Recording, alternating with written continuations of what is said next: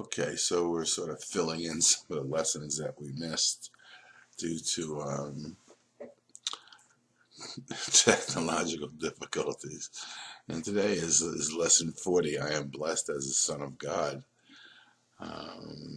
It's interesting where he says no long practice periods are necessary, but try try to remember this every 10 minutes, which is basically telling you that it's time to remember who you are and what you are, and what that means as much as you possibly can throughout the course of your day. and, and some of you may find that even your nighttime dreams begin to become touched by what this is calling forth in you. There's a line early in the course where Jesus tells Helen and Bill that man must, one of his must statements, must learn to think of himself as wholly loving and wholly lovable, because that is how you were created and why you were created. And in our heart of hearts, we really do believe, I believe personally, that everybody does believe that about themselves. And one of the things I think that we all struggle with is the attempt to be that and live up to what we know we are within our heart of hearts in a world that seems often to put us in situations where we don't always remember that, and therefore we have a tendency to not make that love manifest for ourselves and in relationship to the situation and our brothers. And I think this is one of the lessons. So he says today we'll begin to insert some of the happy things which you are entitled to, being what you are. I mean, being what you are, you're entitled to the totality of heaven as the kingdom wherein which you abide. And this world hardly seems to be that, yet it is given us to heal the thoughts that this is our reality and this is our home through an action we call forgiveness and joining with the spirit of wholeness, with the Holy Spirit, to show us that we've really never lost that. We've just sort of forgotten about it, and habitually in the forgetting, been unable consistently to live up to the standard that in our hearts I think we all know is true, and certainly would want to be true. We sometimes have a problem, I think, when we look at others and what they're doing, in remembering to remember that in their heart of heart, that's who they are, and they're struggling with the same lack of integration and lack of integrity. The word integrity and integration come from the same root. The integrity of this statement of us being wholly loving and wholly lovable is what needs to be integrated into our experience of ourselves, and therefore how we experience and think about the rest of the world. At least, at least with the certainty that God, having created all of his sons equal, and equal in the kingdom and equal in wholeness, at least to remember in everyone's heart of hearts that's the truth of who they are. And, while we may judge their actions in our own actions, remember not to judge ourselves as not being that. We're not defective. Certainly God did not create something unlike himself, and only in a dream that is the opposite and denial of our reality, could that even be so? Could even seem to be so? But, Jesus' admonition, man must learn, come to think of himself. Now, remember that you're wholly loving and wholly lovable. And certainly, as we all learn of that, and we begin to withdraw the projections that we've made upon our brothers based on the erroneous thinking about ourselves, as we begin to remove, let's call it, those thoughts from the environment. Jesus once said to Helen, a situation is composed of the thoughts of many, not all who are as yet pure of heart. But certainly, if we learn of our own purity of heart and remember the purity of heart of our brothers, the innocence and guiltlessness with which they're all created, when we begin to withdraw, let's call it, the frequency of energy, of projection onto others, of that which they are not, and the thoughts of our mind become to be purified and beatific, therefore blessing rather than condemning. Our brothers have less and less of those impure thoughts that they have to deal with, so they're more and more left with their own mind. And it's in a funny sense, the more you're left with your own mind, the more you get the result of your own thinking, the more you begin to see why you don't want that thinking, you don't want those results, and the more you're willing to finally surrender once and for all and learn of a new way of thinking. And hopefully for each and every one of us, that we've had those moments of surrender where we've understood the nature of our reality, the nature of our being, and we'll have something true to compare how we previously thought about ourselves, so that we can see. The Holy Spirit teaches by comparisons, and it's the utilization of the comparisons of the Holy Spirit that allow us to see what needs to be forgiven.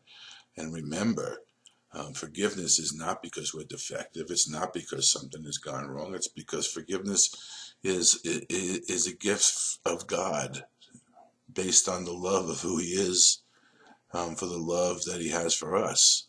Forgiveness is primarily founded in love, and it is, in a sense, a way in which we can come to know of ourselves as blessed by the love of God, as we experience the love of God when we bless ourselves through the action of forgiveness in the recognition of our true nature as being wholly loving and wholly lovable.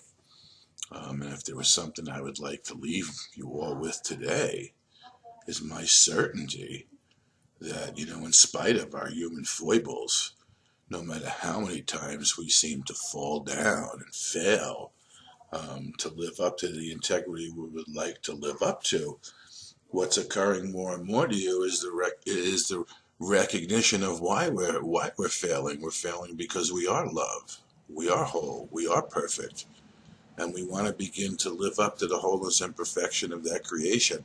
Now, remember, these are not exercises in judgment. So we're not asked to judge how we're doing. We're asked to use the reflections that we get to help us see how we feel and think about ourselves, so we can heal our mind of that which doesn't match the purity of the innocence and wholeness that we were created to be. So I am blessed as a son of God. I am happy, peaceful, loving, and contented as a son of God. That's the state in which I was created, and that's the state, the eternal state, that the infinity of my being and my abundance stems from. Remember, while we have judged ourselves, we've only been judged by the judgmental nature of our mind. And the truth is, if you look at it, part of the underlying reason why we judge ourselves is because in our heart of hearts we know that we're whole and perfect. We know that we're loving, wholly lovable and loving, and we know that we only want to be happy. And then when we fall down and stumble, remember why we're falling down and stumbling. Not because we're defective, just because we've been habituated to identify with the ego rather than the whole perfect love of the true being of our heartfulness. Is a word that was given to me from a friend of ours who likes to practice silence and offers people refuges where they can come and be silent, both in Assisi and likewise in Northern California. Instead of mindfulness, which is a good word also, he likes to talk about it as heartfulness, the fullness of our heart. Fullness of our heart is what love is. When our heart is full, when our cup is full, it runneth over. When our heart is filled with love, it cannot not begin to spill over into all of our affairs and onto all of those who come in contact with us. So that's just another way of looking at it. We're talking about if we're wholly loving and wholly lovable, the more love we give, the more love we can receive. And we're not asked to know how to do that.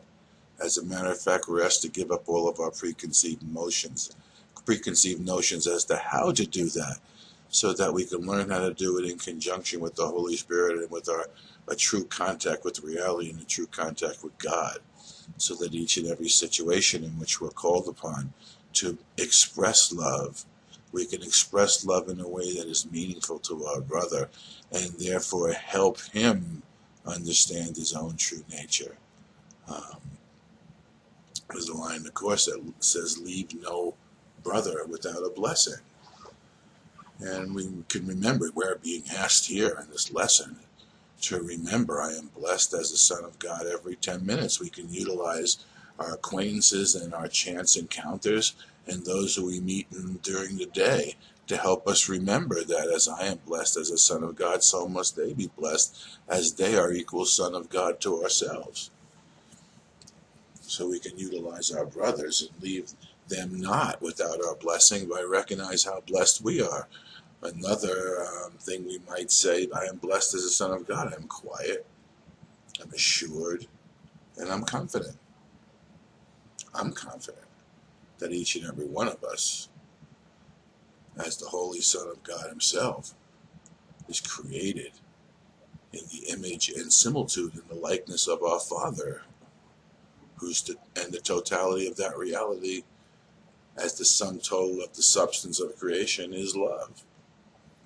And you cannot not be loving. You cannot not be wholly lovable. And we need to let that sink in. No long practice periods are required. It's just frequent remembrances of it, because just think of how frequently we've forgotten this, and the frequency of forgetting that we are love is the vibration that allows the world to exist as a denial of love. So the frequency of remembering that we're love will begin to allow your cup to runneth over. The frequency of love that we begin to recognize within ourselves as our reality, in spite of the illusion that may tell us it's not. We can stop identifying with the illusion and begin to identify with reality. And in these moments of heartfulness, the cup shall runneth over. Our cup that is filled with love, our heart that is filled with love, shall run over and begin to spread in a frequency that will begin to be recognizable through those who want to know of themselves as loving as well. If only a brief period is available, merely tell yourself that you are blessed as a son of God. That'll do. Do it with your eyes open. Look around. Bless the world as you bless yourself. Remember, your heart is full of love. In your heart of hearts, you are wholly lovable, and you are wholly loving.